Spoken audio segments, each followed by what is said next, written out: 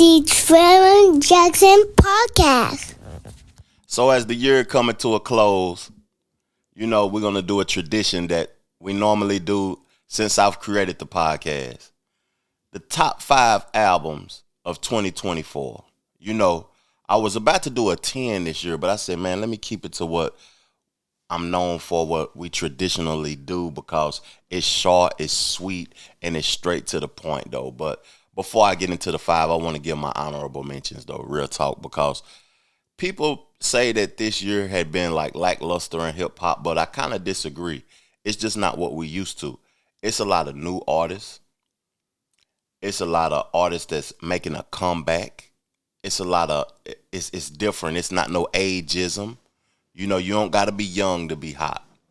A person that's in my top 5 is in their 40s. So it's just different. It's a changing, like when the league changed in the NBA and certain players retire and then the league is kind of weird for a minute. That's the state that hip hop is in. But my honorable mentions, I want to start it off and give Doechii some hand claps.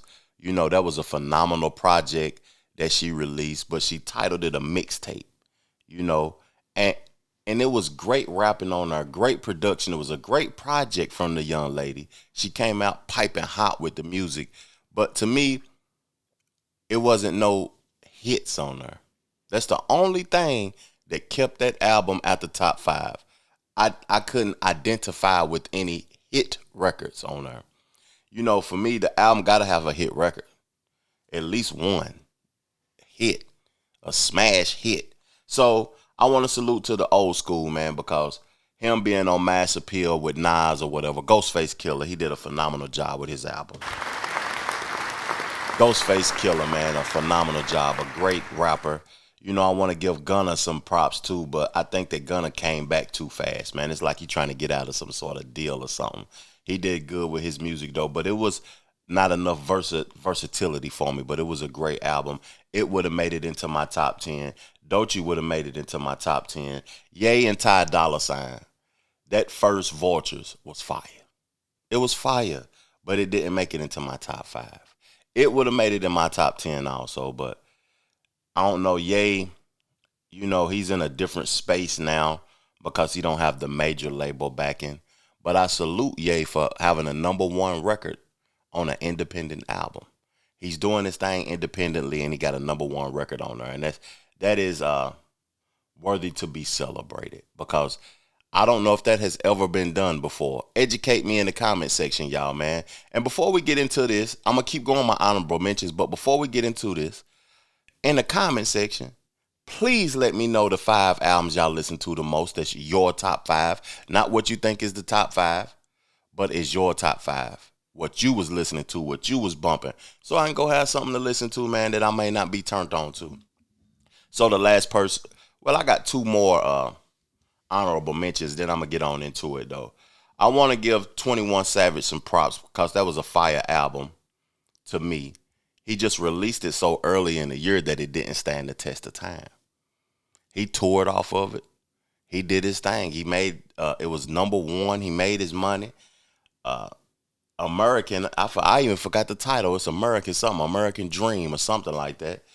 And it was a dope record, though, man. It was dope. It just didn't stand the test of time. Like, people attention span short now, and a year is a long time. People be rocking with your music for 3 weeks, and that's about it. So the last person I want to give some credit to, because he hadn't dropped in a while, but he dropped and it was fire. And the only reason it didn't make it into my top 10 or my top 5 is because he didn't seem happy on there. Like, I really ain't into the dark in my feelings and emotional music. Like, men got to get away from that, man. But Big Sean, salute to Big Sean, man. He was rapping his ass off of there, but some of the records wasn't normally what I like to hear from Big Sean. Real talk. Now, let's get on into these 5, man. These top 5 albums of 2024 was to me, because these people dominated the discussion, had the hit records, the best production, the best rollout. Number 5, it may be the most controversial one on her. Glorilla, let's get it. That nigga don't deserve my friend.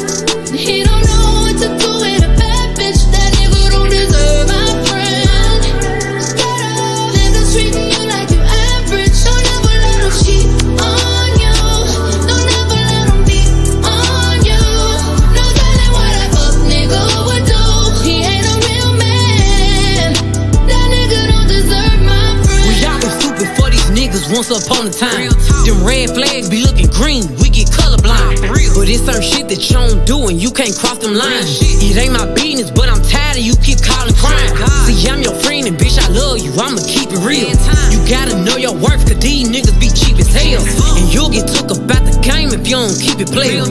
You get this nigga all your love, ain't got none for yourself. He had a baby on you, girl, he got you fucked up. How he get you anyway, that nigga locked up.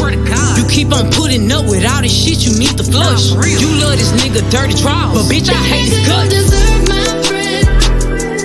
He don't know what to do with a bad bitch. That nigga don't deserve my friend. Niggas treating you like you average. Don't ever let him cheat on you. Don't ever let him be on you. Flavor Jackson Podcast. You know, Glorilla, to me, if it wasn't for Kendrick Lamar, she would have been the most dominant artist of this year. Just real talk. I know people probably disagree with me with that, but at the end of the day, who put out more hits than Glorilla?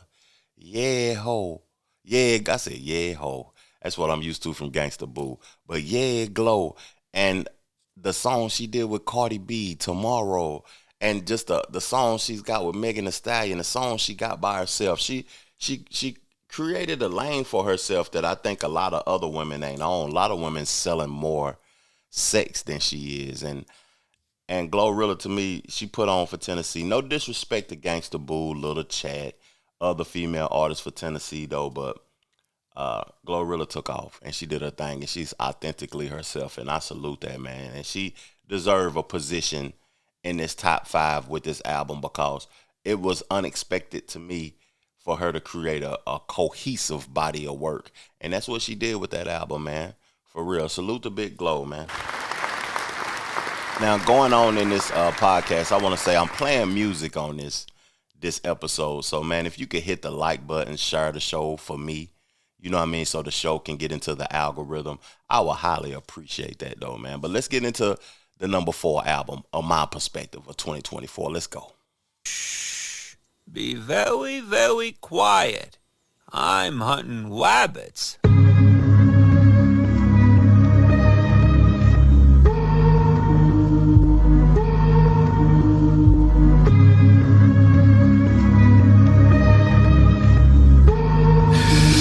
God damn. Fuck running in place, I never do that. My destination is running the map. I run in your trap like running your work. For somebody get hurt, nigga, run or get clapped. I ain't cool with these dudes, I don't fool with these dudes. I don't wanna show love, I don't wanna give that. I just wanna kick back, take trips, make hits, make big chips stack to they tallest Chris Stabs. Me and your squad is mismatched. Your calves ain't strong enough to follow his path. And you know the bitch bad if I brought the bitch back. Let the chick ride stick like I taught her witchcraft. Caught her whiplash when they saw the whip pass. They like, okay, I see you, bitch, how could you not? I drove to CVS, cop the plan B, and I watch it, she swallow, bitch, I kid you not. Can't take no risk in this game. My money grew, but my ambition's the same. Talk to me proper, you looking like Q at the locker. I pop up how Bishop had came. What's up? Niggas gon' put some respect on my name. One way or another, I work the whole winter to take over summer. They late to the party, cause they over Flavor Jackson Podcast. Yeah. You know, I salute Cole for backing out the beef now. That the whole situation has transpired. It's over. The big 3 has imploded. It's no such thing as the big 3. Kendrick was right. It's just Big Me. But I'm not gonna, remove Cole from the conversation as one of the best rappers and the best lyricists. He just ain't the best when it comes to beefing, controversial raps and all of that old type of stuff, though. But really, at the age I am now, I really don't listen to rap for that. I be on some cool shit. I be more on what Cole on. I really ain't got time to be tongue wrestling and arguing with niggas and shit and competing and claiming that who the best and who that. I really ain't on that. I'm focused on me. You know, y'all got that. Y'all can have that. Y'all won.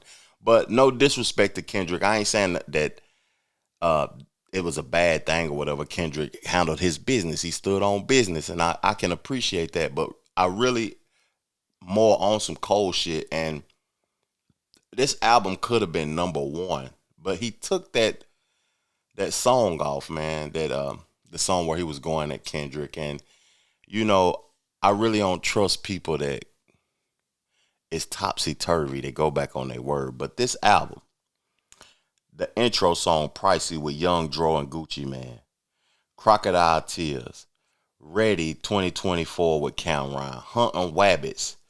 My favorite song was Trade the Truth in Ibiza. I couldn't, you know what I'm saying? I couldn't not put it in the top 5 just because of the beef. I just couldn't do it. I couldn't do it. The lyrics, the production, the subject matter is just, it's what's up, man. And I'm glad to see that he went and got Cameron, Young Dro, and Gucci Man, the OGs, to get on his record. Let's listen to a little bit of that, man. That Pricey.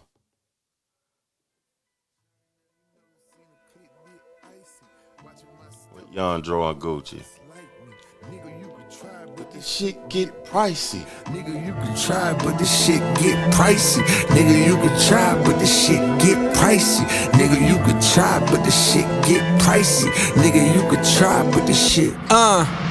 Climbed up out the trenches as a shorty with intentions to switch my whip as much as Rick and Morty switch dimensions.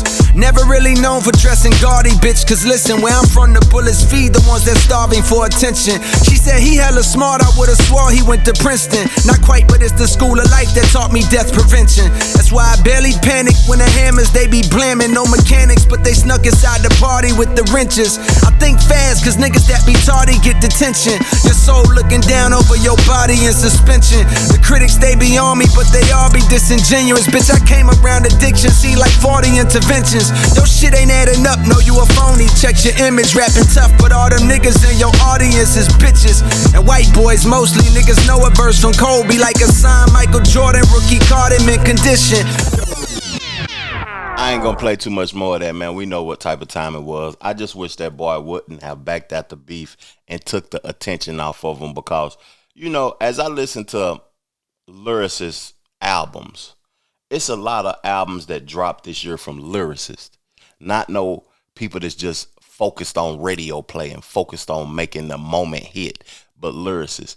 You know, when people put time into their lyrics and into their production, into it being versatile and cohesive and skill and all of that, it takes time to really appreciate it and really enjoy it.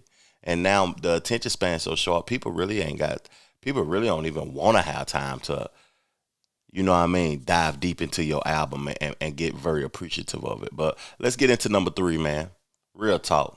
Don't tell us. Check. Darling, I keep falling in love. Darling, I keep falling in love. I keep falling in love. Forever's too long. Come on. Ooh, I got a problem, I don't know if I can shake. Oh, they wanna tie me down, but it's just my brain. I can't sound, I gotta know just how long is forever. It's too long. Darling, I keep falling in love. Darling, I keep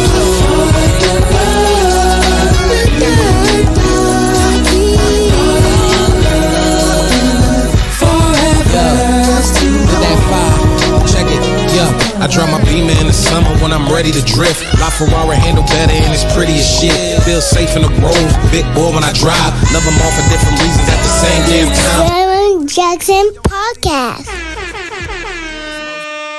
Hey, one thing I gotta say about Tyler the Creator, man. But before let me stop. Before I get into Tyler the Creator, I wanna give a shout out to the West Coast. You know, I'm a down south player. I've been heavily influenced by East Coast rap. I love the East Coast, man. I love New York. No matter what people say about that Fat Joe situation and my take on what's going on in New York with Diddy and Jay-Z and all the foolishness they got going on with the migrant crisis and so much going on in New York, I love New York City.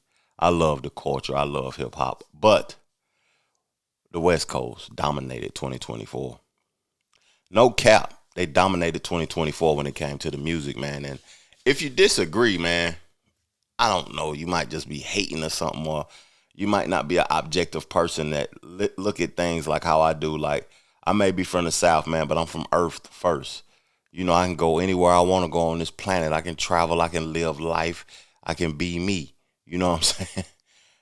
It's more to the world than just your location or where you're at, man. And you got to embrace life and understand those cultures and go up there and see why they love where they from so much. And, you know, the West Coast did their thing, man. And Tyler, the Creator, I want to say about this album. This is like his third album in a row that was hard. I like the Saint Chromia song. I like Noid, Darling I. That was my favorite song, the one I just played. I Killed You. That was a dope record also. I'm looking at these records while I'm talking. The song that got the most plays and got the stars beside it on Apple Music, the Sticky record with Glorilla, that really wasn't my favorite song on her. I like Thought I Was Dead with Schoolboy Q. That was a dope record. And Schoolboy Q, another thing, I didn't put him in there as an honorable mention. He had a nice album too. It was a good listen to, but to me, it was his worst album. And he need to go back to the drawing board, big dog, because he could have did a lot better. But that's number 3, though. Tyler, the Creator, Chromacopia. And what I want to close out saying about Tyler, the Creator, is that he is the modern day Kanye West. That's all I want to say. He's the youth's Kanye West, the one that's going to take the chances on the production. He going to sing and rap, and he going to get everybody together to make a dope record. It seemed like it takes a lot of people to make his records. And the album was hard, man. Real talk. It was a good album. I suggest everybody go listen to that. For real. Let's get into 2, though. These last 2, I'm going to tell y'all, I was torn by it. Because I feel like everybody going to have what I got at number one. And this number 2, to me, could have been number 1. It could have been number 1 because, to me, it's the most impactful album with the most impactful records, with the most songs that you can do a show to. I just seen this brother at Rolling Loud in Miami, and it was a movie. But this is my number 2 record, though. Let's get it. I'm giving you the spotlight, you ain't gotta say it. Giving you the spotlight, you ain't gotta say it. You ain't gotta say it. We know the code of silence, you ain't gotta say it. You ain't gotta say it. Bodies on bodies, bodies for bodies, you ain't gotta say it. Don't you know, don't you know. Styling you down like a stylist, you ain't really gotta say it.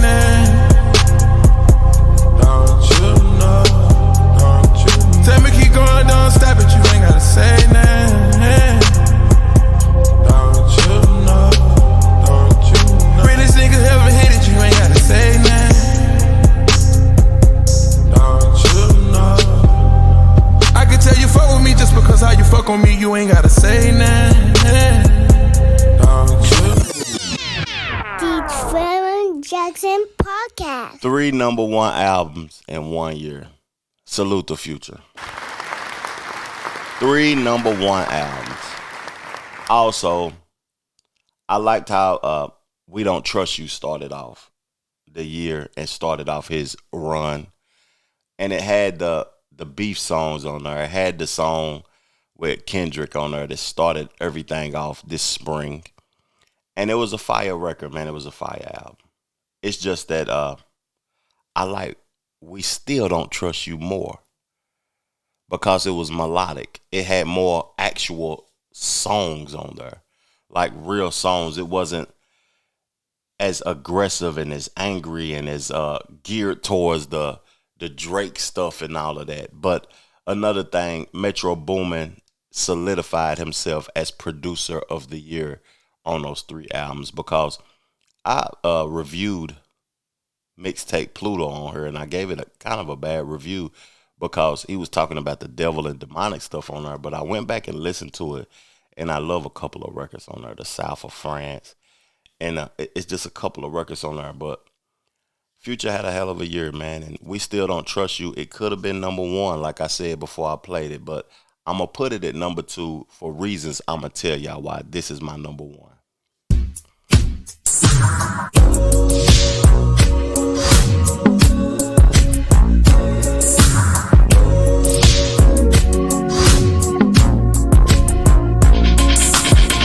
White diamonds, 2 a.m. she wildin'. Bitch, you sick, got they stomach in her comments.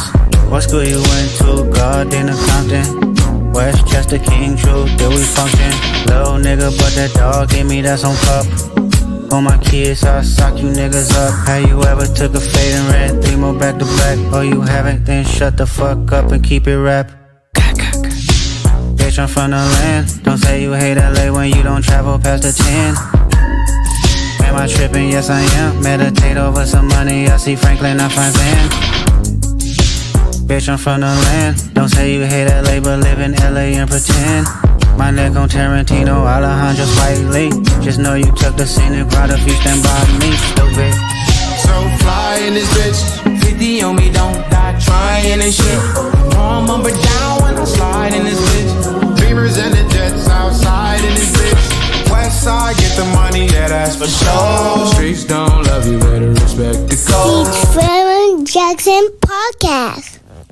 You know, it's unpopular to put that number 1 because it was so dominant. His name is so dominant in the media right now, in the hip-hop media, and people ain't going to give it a chance like how it deserves, to be honest with you. They forced to listen to it, but they're going to say other stuff was better. He rapping. I don't get Kendrick. I done seen it all. But I don't think it's a bad record on that album. I think him embracing his West Coast culture actually elevated him to another level. I think every record on there is a great record, man. From Whacked Out Murals, the Squabble Up, Luther, Man at the Garden, the one mic type of feel that he gave from Nas, like the really rapping. That's, to me, that's the most rapidy rap song of 2024. Like good rapping. My favorite song was Dodger Blue that we played off of that project. And like I said before, when I was talking about J. Cole, that you got to give lyrical artists time to be able to understand what's being said and to be able to understand why they placed this song here, why they said this bar before it led into this feeling and all of that. And a lot of folks don't have time to do all of that. And I gave Kendrick a couple of listens. Like, I probably done listened to this album front to back 5 or 6 times, and this is hands down the best album of 2024. But tell me what y'all think about the list, and in the comment section, please leave me y'all top 5. I would highly appreciate it, man. So we had Glorilla at 5, J. Cole at 4, Tyler the Creator at 3, Future and Metro Boomin at 2, Kendrick Lamar at number 1. Tell me what y'all think about the list, man. I appreciate y'all checking out the channel. Peace, love, plenty of abundance. Make sure you go get you some money, and I'm gone. Chip.